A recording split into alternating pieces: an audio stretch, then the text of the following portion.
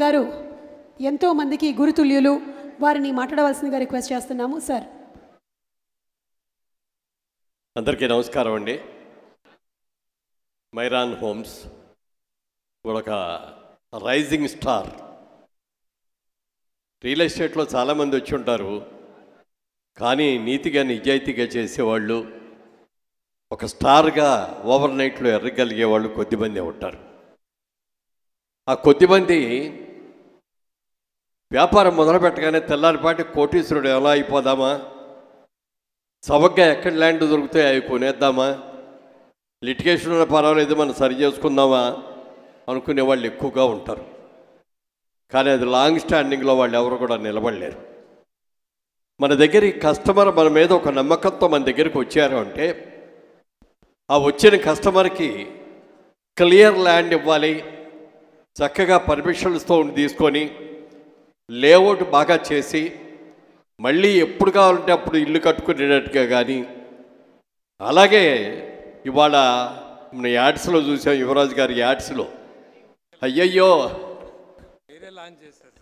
Okay, మనం చాలామంది అంటారు అయ్యో మాదాపూర్లో కొందాం అనుకున్నానండి, కొనలేకపోయానండి, లేకపోతే గచ్చిబౌలిలో కొందాం అనుకున్నానండి, అది మిస్ అయిపోయానండి అని రకరకాలుగా మిస్ అయిపోయిన దాని గురించి ఆలోచించవద్దు. మిస్ కాబోయేదాన్ని మిస్ కాకుండా ఎలా వెళ్ళాలి, ఎలా శాంక్షన్ చేసుకోవాలి, ఎలా పర్చేజ్ చేయాలి, ఎంత నీట్గా ఉన్నది తీసుకోవాలి అనేది ఆలోచించి ఒక మంచి నిర్ణయం తీసుకోకుండా ఏదో చెప్పారు నాలుగు మాటలు వెళ్ళి తెచ్చేసుకుందాం సగం ధరకే వస్తుంది అని అనుకున్నామంటే మాత్రం మనం పప్పులో కాలేసినట్టే. అలా ఉండకూడదు. నీతిగా నిజాయితీగా ఎంత బాగా చేశారో అనేది కొనుక్కోవాలి. 10 రూపాయలు ఎక్కువైనా పర్వాలేదు, కానీ క్లియర్ ల్యాండ్ అనేది కొనుక్కోవాలి అనేది ప్రతి ఒక్కళ్ళు కూడా నేర్చుకోవాల్సినది. ఇవాళ రోజున ఆయన మన యువరాజ్ గారు మనం చెప్తుంటే నాకే చాలా ఆశ్చర్యం వేసింది. ఇప్పుడు నేను ఇండస్ట్రీకి వచ్చి 30 ఏళ్ళు దాటిపోయింది, రియల్ ఎస్టేట్ రంగానికి వచ్చి. అయితే నేను ఇన్నేళ్లలో చేయలేనిది ఆయన 2 ఏళ్లలోనే చేసి చూపించేశాడు. తర్వాత దాదాపుగా 3000 మంది నాకు మరి సేల్స్కి వాళ్ళందరూ కూడా మెంబర్స్ ఉన్నారండి అని చెప్తే నాకు ఎంత ఆశ్చర్యమైందో చెప్పడానికి లేదు. మా ఆఫీసులో మేము చూస్తూ ఉంటాం 20 మందో 50 మందో మరి స్టాఫ్తో మేము చేయడమే నానా కష్టాలు పడుతూ ఉంటాం. మరి 3000 మంది ఏజెంట్స్ తోటి ఈ బిజినెస్ ఎలా మేనేజ్ చేస్తున్నారో ఆ ట్రిక్ ఏమిటో ఈ దగ్గర నేర్చుకోవాలనుకుంటున్నాను. చాలా మంచి ఇదండి. హైదరాబాద్కి రాబోయే రోజుల్లో విపరీతమైనటువంటి అభివృద్ధికి ఇంకా ఛాన్స్ ఉంది చాలా. మరి ఇవాళ చూసుకుంటే భారతదేశంలో 4th సిటీ ఏదంటే హైదరాబాదే వచ్చింది. ఇవాళ బిజినెస్ హయ్యెస్ట్ ఎక్కడ బిజినెస్ జరుగుతోంది అని అనుకుంటే బాంబే, ఢిల్లీ తర్వాత మళ్ళీ హైదరాబాద్లోనే బాగా జరుగుతోంది. ఇవాళ ఒక కొన్ని బిల్డింగ్లు చూస్తే మనం హైదరాబాద్లో ఉన్నామా న్యూయార్క్లో ఉన్నామా అనేది కూడా తెలియనటువంటి ఇదిలో ఉంది. అంత అద్భుతమైనవన్నీ కూడా ఉన్నాయి. ముఖ్యంగా చాలామంది ఏజెంట్లు ఉన్నారు కాబట్టి ఇక్కడ ఇవాళ ఎక్కువగా మిమ్మల్ని ఉద్దేశించి మాట్లాడదాం అనుకుంటున్నాను నేను, మీరు కనుక పర్మిషన్ ఇస్తే. ఎందుకంటే ఇది ఒక అద్భుతమైన రంగం. ఇది కష్టపడి పనిచేసేవాడికి ఎదురు లేనిటటువంటి రంగం ఇది. మిగిలిన వ్యాపారాల్లో పోవచ్చు రావచ్చు, కానీ ఈ రియల్ ఎస్టేట్లో సరి అయిన నిర్ణయం తీసుకొని సరి అయిన ఇన్వెస్ట్మెంట్ కనుక చేసేటట్లయితే రూపాయికి 10 రూపాయలు సంపాదించుకునే అవకాశం ఉంటుంది తప్ప పోగొట్టుకునే అవకాశం ఉండదు.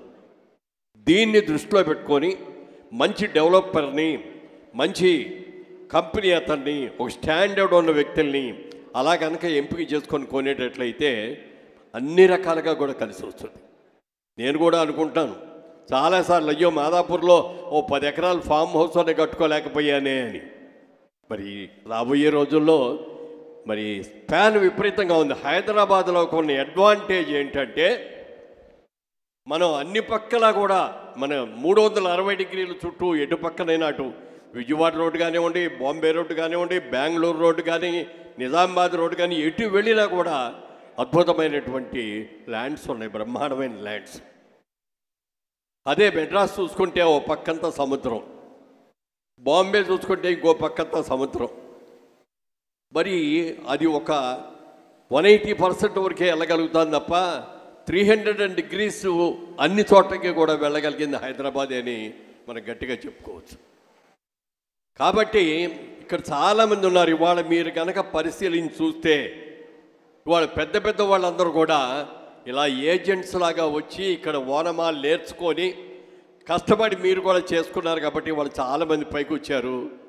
రాబోయే రోజుల్లో మీ అందరూ కూడా అదే ఒక్క విషయం మనకు గుర్తుపెట్టుకోండి.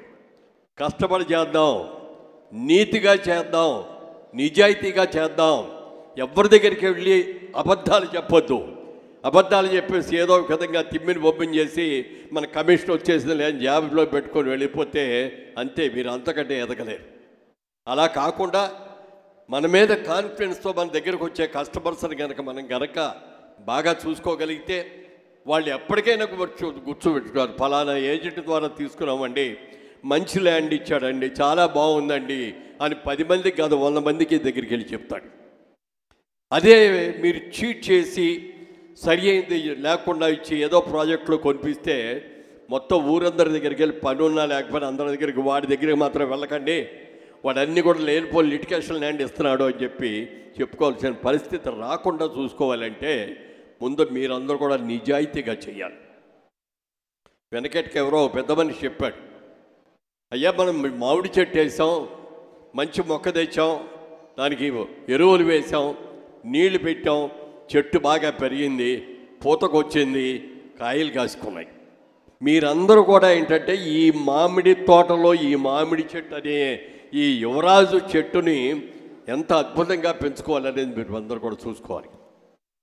ఆ నీడ మీద మీరు ఉండాలి. రేపు పొద్దున్న చెట్టుకి కాసే కాయలు మీరు కూడా అనుభవించగలగాలి, మీరు కూడా పైకి రావాలి. అది దృష్టిలో పెట్టుకోండి. అంతేగాని ఏదో తెల్లారిపాటికి అయిపోదాం, ఏదో చేసేద్దాం అనేది మాత్రం అనుకోవద్దు. ఒక మంచి ఇన్వెస్ట్మెంట్. ఐరన్ బిజినెస్ చేస్తే లాభం రావచ్చు, పోవచ్చు. షేర్ క్యాపిటల్స్లో పెడితే ఇవాళ పెరిగింది అంటారు, రేపు పొద్దున్న డౌన్ అవుద్ది అంటారు. గాలిలో వచ్చి గాలిలో పోతాయి. అలాంటిది కాకుండా సినిమా తీసాం అనుకో, మేము సినిమా వాళ్ళమే, సినిమా బాగుంది, శ్రీలీల గారు డేట్లు ఇస్తారు, బ్రహ్మాండంగా సినిమా తెద్దామని అనుకున్నాం అనుకోండి, సక్సెస్ అయితే బాగానే ఉంటుంది, కానీ ఫెయిల్ అయితే మొత్తం పోతుంది. అందుకని మీరు కాన్ఫిడెంట్గా దీని మీద మనం ఇన్వెస్ట్ చేయొచ్చు, మనం దీని మీద 10 రూపాయలు సంపాదించుకునే అవకాశం ఉంటుంది, రేట్లు బాగా పెరుగుతాయి. హైదరాబాద్ లాంటి ఈ సిటీలో ఇవాళ గ్రోత్ అద్భుతమైన గ్రోత్. ఇది ఇప్పటికైనా మించిపోయింది లేదు. ల్యాండ్ మీద ఇన్వెస్ట్ చేయండి, అది మీకు 1కి 10 రెట్లు లాభాలతో సంపాదించి పెట్టే ఒక మంచి బిజినెస్. కాబట్టి మీరందరూ కూడా ఇన్వెస్ట్మెంట్ చేయాలని, మీరందరూ కూడా మరి ఆ లబ్ధిని మీరు పొందాలని కూడా మనస్ఫూర్తిగా కోరుకుంటూ, యువరాజు గారు మరి రాబోయే రోజుల్లో ఈ యువరాజు మహారాజు అవ్వాలని, ఆ తర్వాత చక్రవర్తి కూడా కావాలని మనస్ఫూర్తిగా కోరుకుంటున్నారు. Thank you. Good luck Yuvraj.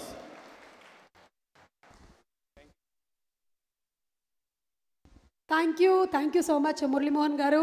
ఎంత అద్భుతంగా దీవించారు అంటే యువరాజు మహారాజు కావాలి, మహారాజు చక్రవర్తి కావాలని. మళ్ళీ ఆ దీవెనలు మీకు వచ్చింది ఎవరి దగ్గర నుంచి? గురుతుల్యులు మనకి మురళీమోహన్ గారు, రియల్ ఎస్టేట్ రంగాన్నే ఆవపోసిన పట్టినటువంటి మురళీమోహన్ గారు చెప్పారంటే అది చిన్న విషయం కాదు. ఇది నిజం అవ్వాలని మనస్ఫూర్తిగా కోరు